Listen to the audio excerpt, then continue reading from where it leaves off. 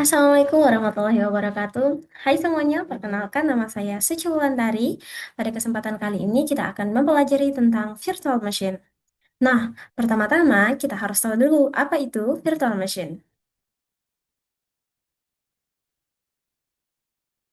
Nah, jadi virtual machine atau VM yang dalam bahasa Indonesia disebut dengan mesin virtual adalah sebuah perangkat lunak atau software yang mampu untuk menirukan atau mengemulasikan perangkat keras komputer secara utuh.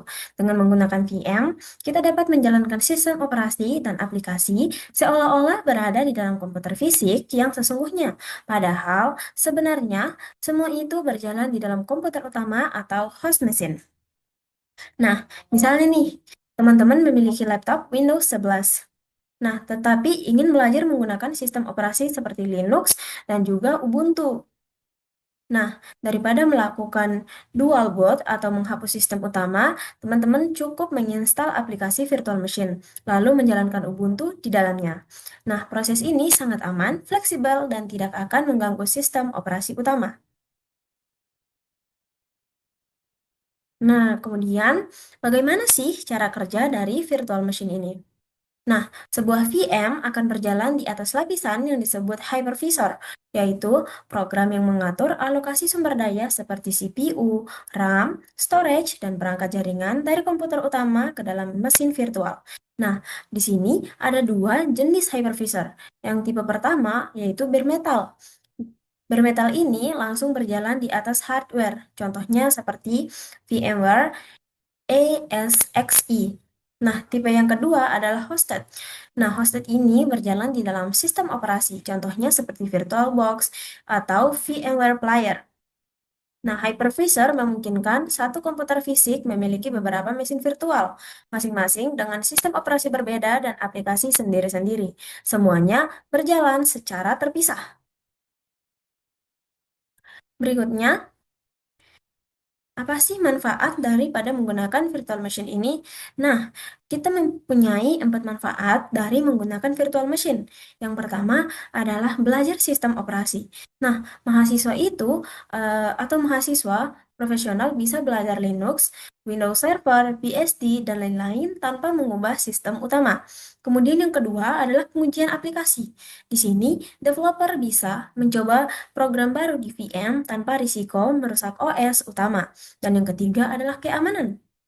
VM bekerja secara terisolasi. Jika terkena virus, cukup cukup hapus VM tanpa mengganggu host. Dan yang keempat atau yang terakhir adalah efisiensi. Daripada membeli banyak komputer, cukup gunakan satu komputer untuk membuat banyak VM. Kemudian adalah perbandingan virtual machine dengan emulator dan juga kontainer.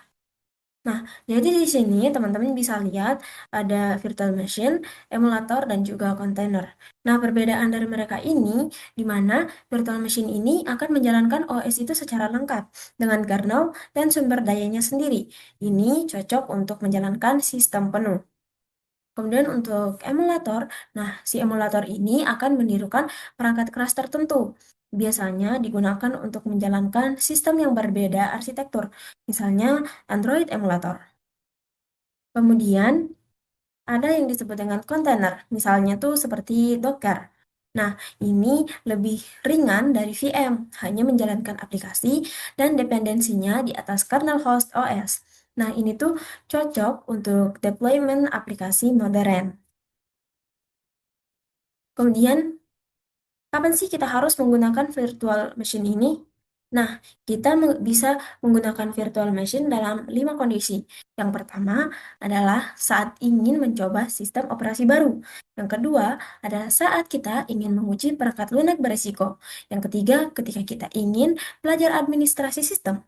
Dan yang keempat adalah saat kita melakukan eksperimen keamanan atau cyber security forensik digital. Dan yang kelima adalah saat kita ingin mengisolasi aktivitas tertentu dari sistem utama. Untuk lebih lengkapnya, kita bisa mendownload salah satu eh, ini ya, salah satu virtual machine.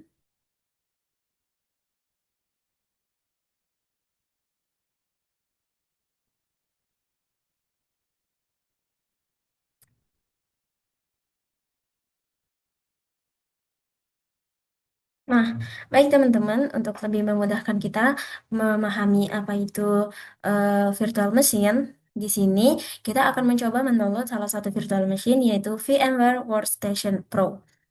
Di sini teman-teman buka aja Google Chrome. Nah, terus untuk keywordnya, teman-teman ketik aja yang ini ya, VM Workstation Pro. Nah, nanti kalau udah klik yang ini, pastikan teman-teman pilih yang memang dari VMware-nya langsung ya, biar tetap aman. Nah, untuk di bagian download itu ada dua pilihan. Yang pertama ada VMware Fusion Pro for Mac, dan yang kedua ada VMware Workstation Pro for PC. Kita pilih yang for PC karena kita download buat Windows atau Linux. Kebetulan di sini saya pakai Windows 11.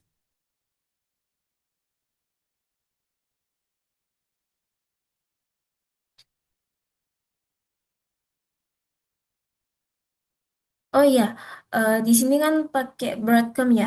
Nah, kebetulan saya sudah punya akun Broadcom dan saya juga sudah login. Nah, bagi teman-teman yang belum punya akun Broadcom, silakan buat dulu akunnya dan kemudian login untuk bisa lanjut ke halaman ini ya, teman-teman. Nah, kita klik yang ini, Free Software. Kita klik yang ini.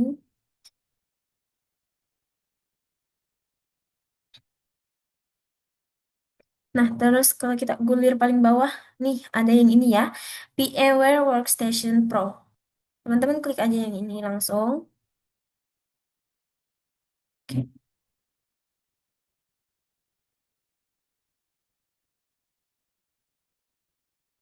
Nah, udah ada dua nih, yaitu VMware Workstation Pro for Windows dan for Linux. Nah, kebetulan saya pakai Windows, maka saya pilih yang ini.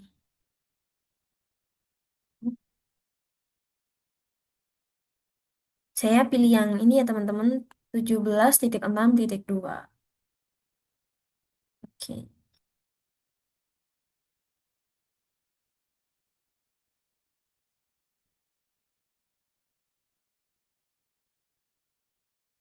Oke, ini adalah teman-teman, tapi kita tuh belum bisa download ya. Jadi kita harus checklist checklist dulu yang ini. I agree to the terms and condition.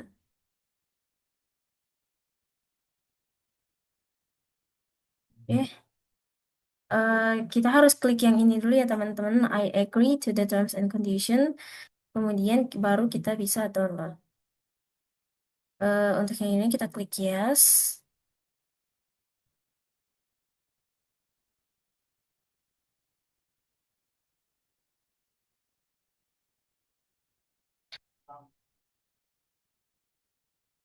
Oke, teman-teman harus masukin dulu data-data diri teman-teman di sini untuk bisa lanjut download ya. Teman-teman isi aja apa yang diminta.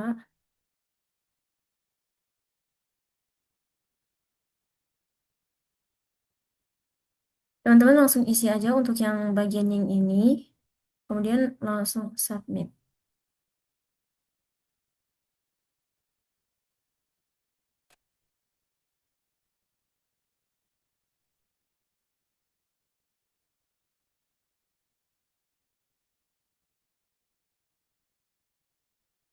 Nah, terus untuk yang bagian ini, teman-teman langsung klik download.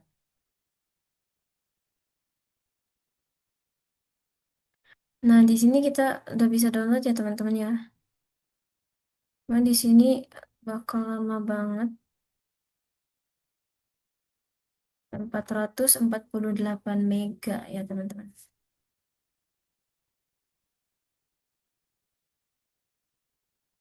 A few moments later.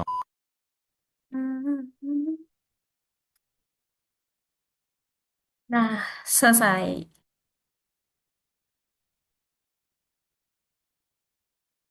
Kalau selesai kita langsung buka aja file yang kita sudah download tadi.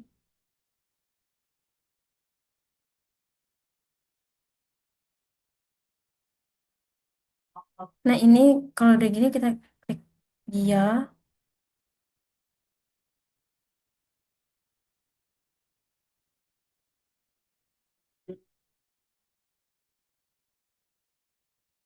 Untuk bagian ini teman-teman tinggal klik next aja. Oke, ini ya, klik accept the terms and license agreement, terus klik next.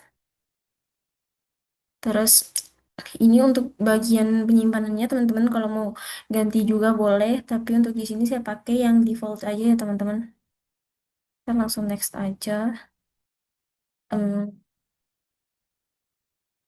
di sini teman-teman bisa klik, bisa enggak ya. Mungkin kita langsung next aja. Terus next lagi. Terus kita klik install. Nah, ini membutuhkan waktu yang lama ya teman-teman. Jadi kita harus tunggu beberapa saat lagi.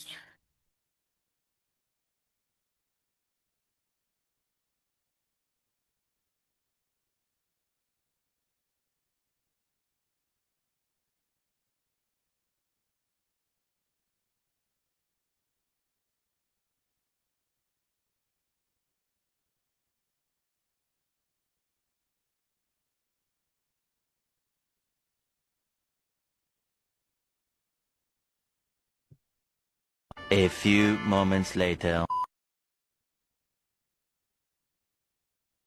Oke, kalau udah gini, teman-teman klik finish. Oke, selesai. Nah, untuk bagian ini udah ada ya di workstation-nya.